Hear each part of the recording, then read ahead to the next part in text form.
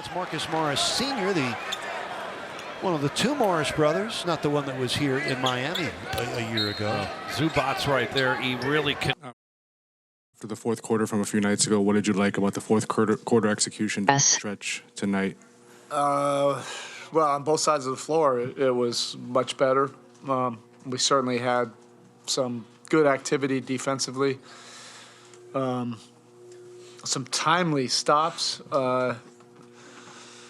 to give us that lead, and then, very intentional, going down the stretch. Jimmy obviously made some big buckets down the stretch, but I thought the spacing, the execution, what we were trying to get accomplished to get him, in his strength zone, I thought was pretty intentional on the players' part. And Bam was really good as well.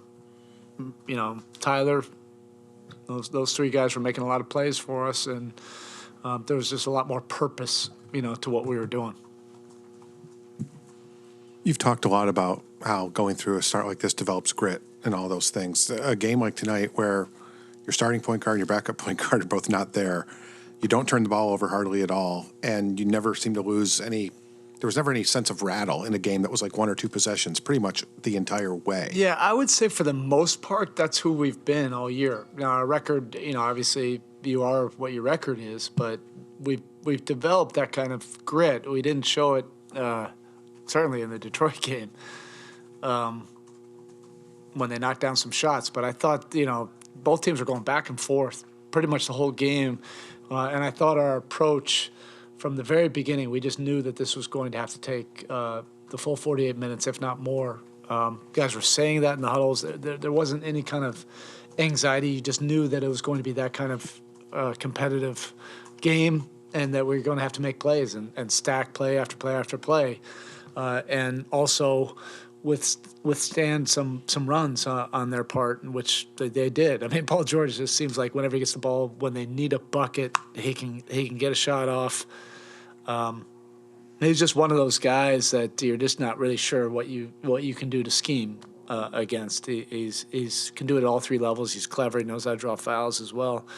But I think we got the key stops when we needed to, and we showed that kind of mental toughness and stability just to find a way to grind it out, in those last 3 minutes.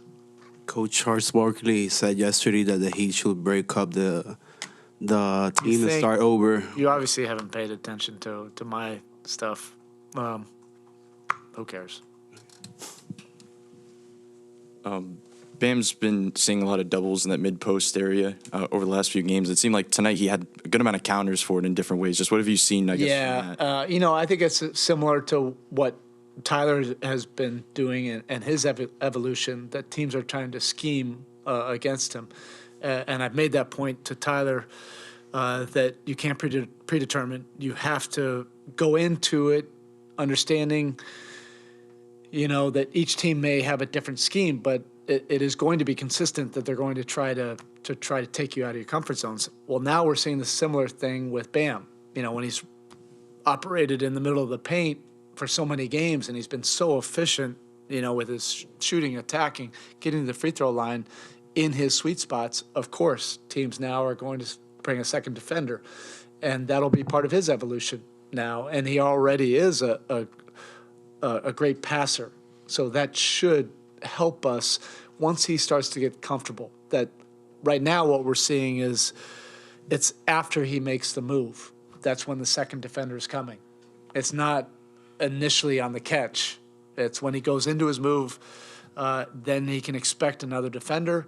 Well, then now he can kind of go back to his playmaking mode in those areas without taking a step back in terms of his assertiveness, aggressiveness. And that's that balance that, young stars, have to figure out, and he will. It's a compliment. It's a big-time compliment. It's a sign of respect that both of those guys have been given, that you start to try to scheme and X and O against them. A lot of times a matter of staying afloat till the finish. What Caleb provided you with that three-point shooting when a lot others weren't falling, how important was his burst, was his skirmish? And in the second half. Caleb is really good basketball player. I think that's the most important thing. The guy impacts winning. If anybody's paying attention, down the stretch, he was the one, the point of the attack against Paul George. He just makes a lot of plays defensively. He's rock solid. And he's an offensive talent. He does a lot of different things for us. He can score. That's what he was before he got to us in college. But he's also really learned how to space the floor for us, get us to secondary triggers, and also be a ball mover. He's really grown in all of these different areas. But that just, speaks to him becoming, a complete basketball player who's impacting winning and impacting in his minutes. And just curious, you had 2 timeouts left. You're losing the ball at a midcourt. Why not call time? I blew it. I was, I don't know. I cannot believe I didn't call it. Once he pivoted and turned and the trap was on, I was there and I couldn't get it out. No, I can't believe I didn't. It's not available against every team like it was tonight, but for this group, as far as late game offense goes, is not just Jimmy, but Jimmy, Tyler, and Bam hunting mismatches, kind of the most coherent version of the late game offense. League wide, right? It's pretty much league wide. You're not going to be running flex, in the last 6 minutes or motion offense from the old Indiana Hoosiers. You're going to get the ball to your best player's hands, but you have to be purposeful in this league.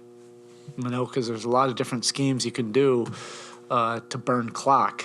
Defensively, you don't want to be caught, in the last 5 seconds with a home run play. So your purpose has to be great. Everybody has to be on the same page, and then your spacing is so critical.